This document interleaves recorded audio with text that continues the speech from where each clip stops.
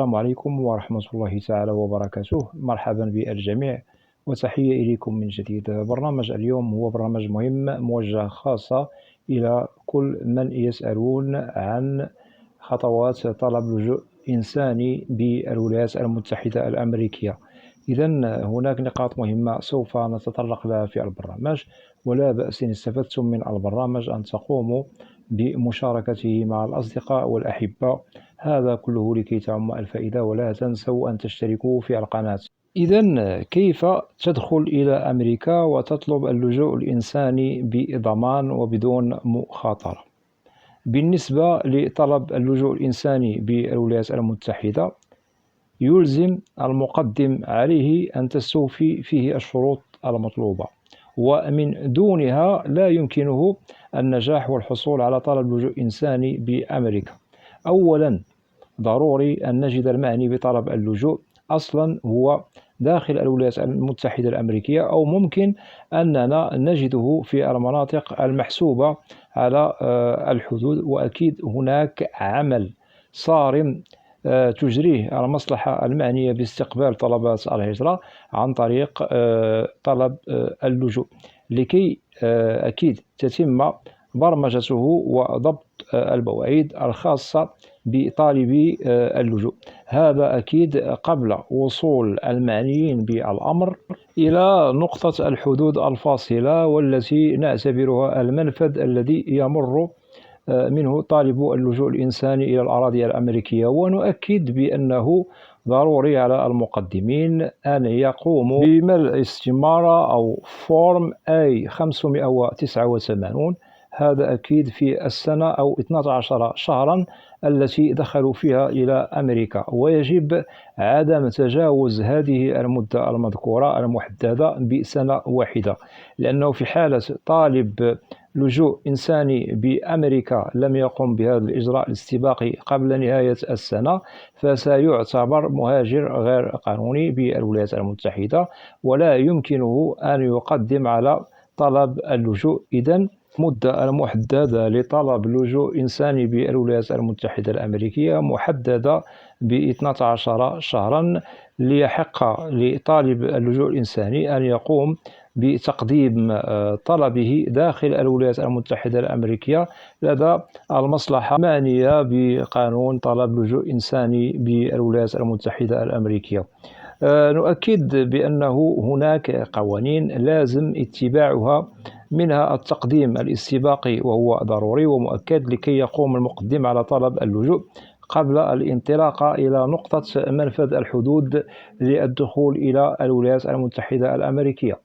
هناك رسوم لازم أداؤها من طرف طالب اللجوء الإنساني، وهذا أكيد على الاستمارة السالف ذكرها أي 589، والمبلغ المدفوع كرسوم هو $100 أمريكي. وهناك انتظار سوف نحسبه وقتا منتظرا ما بعد تقديم طلب اللجوء من طرف المعني بالأمر بالولايات المتحدة. ممكن له أن يقدم مثلا على عمل أو سماح له بالعمل في الوقت المنتظر داخل الولايات المتحدة، وهذا عبارة عن تصريح بالعمل بأمريكا، وهذه المدة نحسبها للتصريح بالعمل بعد مرور مدة لا تقل عن سنة، وهذا أكيد يبدأ بحسابه من تاريخ التقديم على طلب اللجوء بالولايات المتحدة الأمريكية. وهناك تساؤل مهم استقبلت أسئلته من طرف إخوة وأخوات متابعين للقناة. هناك إخوة متابعين قدماء طرحوا هذا التساؤل، وكذلك هناك إخوة جدد كذلك طرحوا هذا التساؤل، مما جعلني أقوم بتنزيل هذا البرنامج تلبية لطلب الإخوة والأخوات المتابعين للقناة سواء القدماء أو الجدد عن طلب لجوء إنساني بالولايات المتحدة الأمريكية. إذن بالنسبة للتساؤل المهم، انتبهوا لهذه الإجابات التي سوف أجيبكم فيها عن أسئلتكم. من هم المعنيون بتقديم طلب لجوء إنساني بالولايات المتحدة الأمريكية؟ نؤكد ليس من هب ودب ممكن له أن يقدم على طلب اللجوء إلى الولايات المتحدة الأمريكية. فقط هناك أشخاص يحق لهم أن يقدموا على طلب لجوء إنساني بالولايات المتحدة، ويحق لهم هذا، وأكيد الولايات المتحدة ستستقبلهم بصدر رحب لأنهم تتوفر فيهم الشروط مكتملة. أما في حالة الشخص الذي يريد التقديم على طلب لجوء إنساني لا يتوفر على شرط واحد للتقديم على طلب لجوء إنساني بالولايات المتحدة، أكيد لن يرحب به، ولا يخول له قانون الهجرة عن طريق طلب اللجوء أن يدخل ويقيم إقامة دائمة بأمريكا، لأن طالب اللجوء عندما تنجح له إجراءاته ويحق له أن يدخل إلى أمريكا ويقيم، أكيد تمنح له الجرين كارد، وممكن أنه يحصل على الجنسية الأمريكية ما بعد إقامته أكيد. ويحق له في حالة أنه دخل وهو متزوج وليست معه الزوجة والأبناء، ونؤكد على الذين تقل أعمارهم أقل من 21 سنة، يحق لهم من بعد أن يقدم لهم على طلب لم شملهم إلى أمريكا، وقانون الهجرة الأمريكي يخول له هذا للتأكيد. إذن من هم الفئات الذين يحق لهم طلب اللجوء الإنساني بالولايات المتحدة الأمريكية؟ أولا بالنسبة للذين لديهم حروب في بلدانهم الأم، أي الحروب وكذلك المشاكل التي ليس فيها استقرار، هؤلاء معنيون بطلب اللجوء بالولايات المتحدة الأمريكية.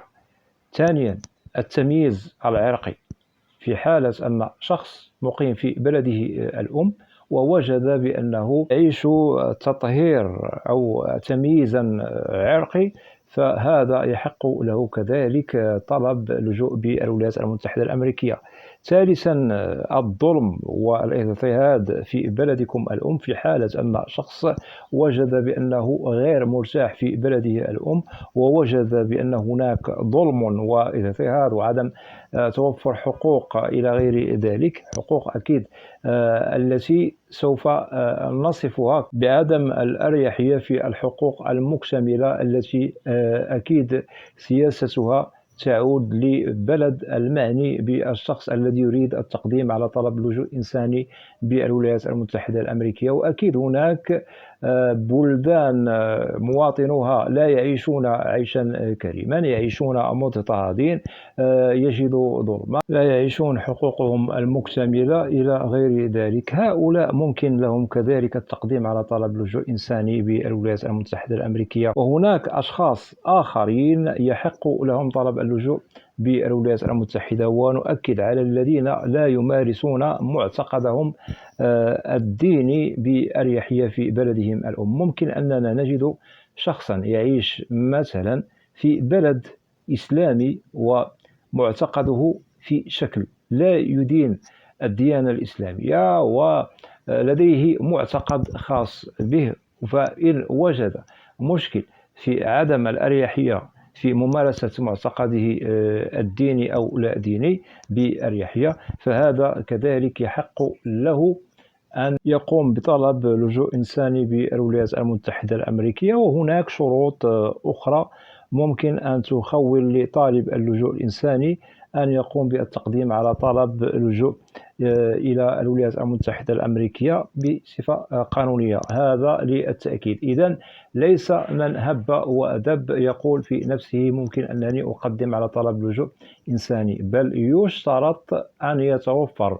طالب اللجوء بالولايات المتحدة ولو على شرط من بين الشروط التي ذكرنا. وأكيد هناك شروط أخرى سبق لي أنني قدمتها عبر القناة، ممكن لكم العودة إلى برامج عبر القناة وسوف تجدوا الشروط مكتملة. المهم أنا ذكرت لكم بعض الشروط بالمختصر وهي المهمة. ونؤكد هناك قانون يسمح للكفيل أن يقوم بكفالة اللاجئ الإنساني بأمريكا، سواء كانت أو كان هذا الكفيل فردا أو مجموعة بأمريكا، وهذا مسموح به قانونيا. فقط يجب أن نجد الكفيل ملتزم بجميع الالتزامات التي تصب في قانون الكفالة والكفيل بالولايات المتحدة الأمريكية لأجل أن يكفل هذا اللاجئ الذي هو طالب لجوء إنساني بالولايات المتحدة الأمريكية.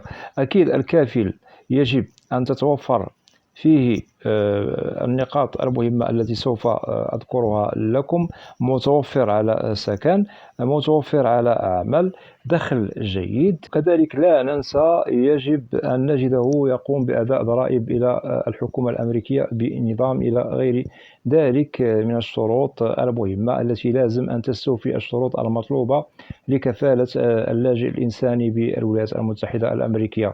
نؤكد كذلك ونؤكد بأن هناك إلزامية دفع رسوم سنوية قدرها $102 أمريكي يقوم بدفعها طالب اللجوء الإنساني بالولايات المتحدة.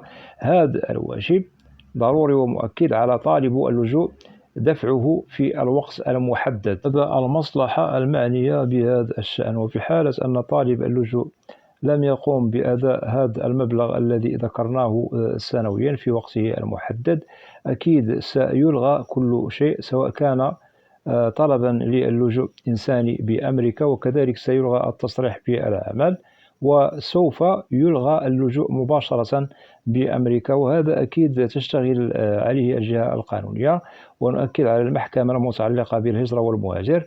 المهم هو أننا ذكرنا ما يتعلق بطلب لجوء إنساني بأمريكا بالمختصر المفيد، وفي حالة أنه لديكم أسئلة تتعلق ببرنامج اليوم أو أيها برنامج في القناة، ممكن أن تقوموا بوضع تعاليق كأسئلة عبر القناة، وسوف تجدوا الإجابة عبر البرنامج الذي أقوم بتنزيله كإجابات عن أسئلتكم، وأنا لا أستثني منكم أحد، هذا كله عبر القناة. وأود أن أشكر جزيل الشكر كل الإخوة والأخوات الذين يقومون بوضع تعاليق محترمة.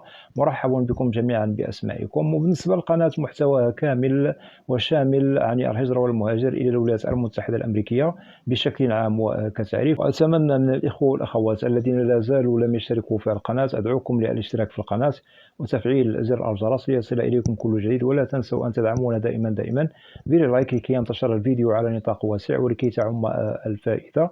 بالنسبة للقناة محتواها كامل وشامل عن الهجرة والمهاجر إلى الولايات المتحدة الأمريكية بشكل عام وكتعريف. وإلى لقاء قريب بإذن الله، والسلام عليكم ورحمة الله تعالى وبركاته.